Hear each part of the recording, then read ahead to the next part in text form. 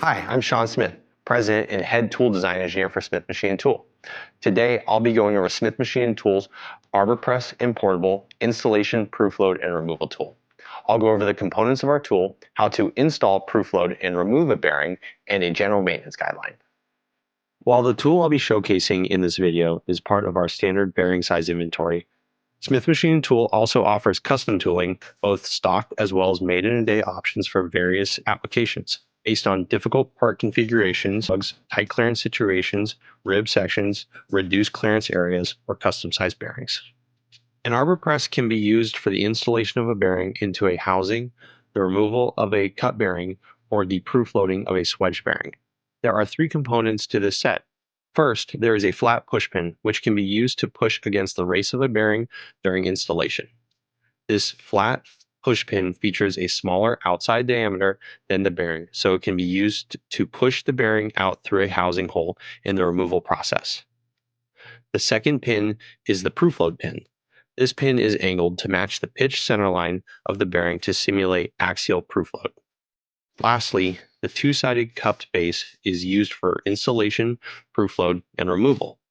One side features a smaller counterbore, which is used to center the bearing within the housing during installation. The other, larger cupped side is used to either remove a bearing or simulate proof load. Installation is achieved through placing the bearing bore on the arbor press flat installation pin and ensuring the race is coplanar with the flat face of the pin. Insert the bearing pin into the part housing and introduce the cupped base using the installation side facing towards the bearing bore. With the pin at the topmost part of the assembly, allow the bearing to self-center in the chamfer of the part. As the bearing begins to self-center, ensure that the pin, bearing, and cup base are perpendicular to the housing, as well as cupped base being flush against the bottom of the housing.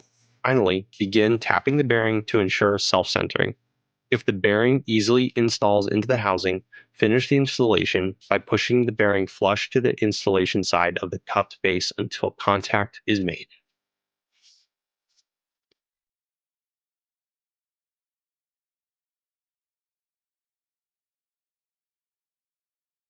To remove the bearing, insert the pushing pin into the bearing bore on the side that has been cut by a cutting tool. Insert the cupped base with the larger counterbore side flush against the outside housing base. Using small taps, begin tapping the bearing until the lip of the bearing breaks free and the bearing can be easily pushed the rest of the way out of the housing hole. To proof load, first check the height differential between the inner race of the bearing and the coplanar face of the housing using a height gauge. Mark the measurement for both sides of the part to be proof load checked. Then place the food-type load cell on the bottom plate of the arbor press and place the proof load base with the larger cup facing upward onto the load cell. Insert the proof load pin through the bore of the bearing, ensuring that the angled side of the pin mates into the V-groove of the bearing. Begin applying pressure to the bearing with the arbor press until the correct pressure has been made. Finally, check the height differential for the bearing movement within the housing to verify proof load has passed. Now, there are a few reasons why you'd opt for a portable installation, proof load, and removal tool, such as an arbor press is not able to be used to install the bearing, you want to remove a cut bearing after using a portable cutting tool, or proof load a swage bearing after using a portable roller swedging tool. There are a few key components to this tool set. First, there is a flat push pin, which can be used to push against the race of a bearing during installation.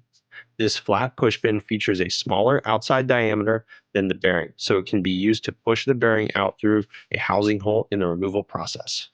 The second pin is the proof load pin. The pin is angled to match the pitch center line of the bearing to simulate axial proof load. Next, the cupped base is used for proof load and removal. Lastly is the guide bushing. This component is only used during installation and is used to align the flat installation base with the housing hole so you can draw the bearing into the housing. To install a bearing into the housing, first assemble the guide bushing into the flat support base and insert the bolt through the bore. Insert the guide bushing and press flat the support base against a housing. On the opposite side of the housing, insert the bearing onto the bolt through the bearing bore hole and push the bearing into the chamfer. Install the installation pin against the race of the bearing and thread the nut until the assembly is drawn together and snug.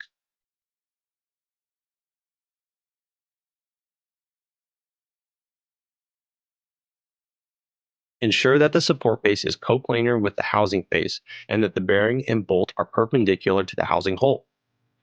Begin tightening the bolt and drawing the bearing into the housing until the bearing contacts the guide bushing.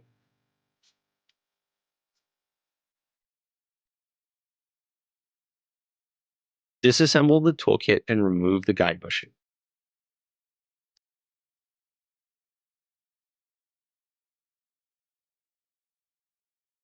Reassemble the toolkit without the guide bushing.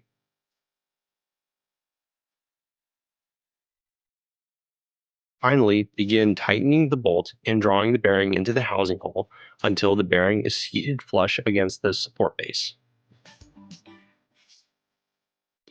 To remove a cut bearing from the housing, first insert the bolt through the flat pushing pin and assemble onto the cut side of the bearing.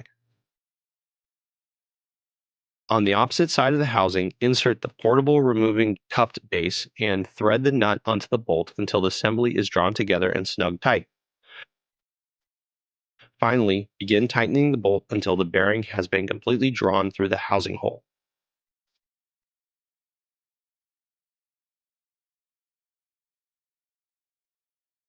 To proof load a swage bearing, first use a height gauge to check the height differential between the inner race of the bearing and the coplanar face of the housing. Mark the measurement for both sides of the part to be proof load and checked. Next, assemble the portable proof load pin onto the bolt and insert through the bore of the bearing, ensuring the angle of the pin mates into the V-groove of the bearing. On the opposite face of the part, install the proof load cup onto the bolt and FoodTech load cell onto the back face of the proof load cup. Insert one washer and nut and draw together the proof load assembly.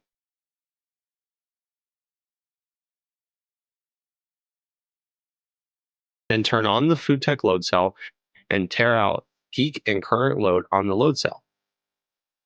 Begin with hand pressure to ensure the load cell is correctly reading the value being applied. Then apply enough pressure to meet the proof load requirement. Lastly, check the height differential for the bearing movement within the housing to verify proof load has passed. Repeat for both sides of the bearing.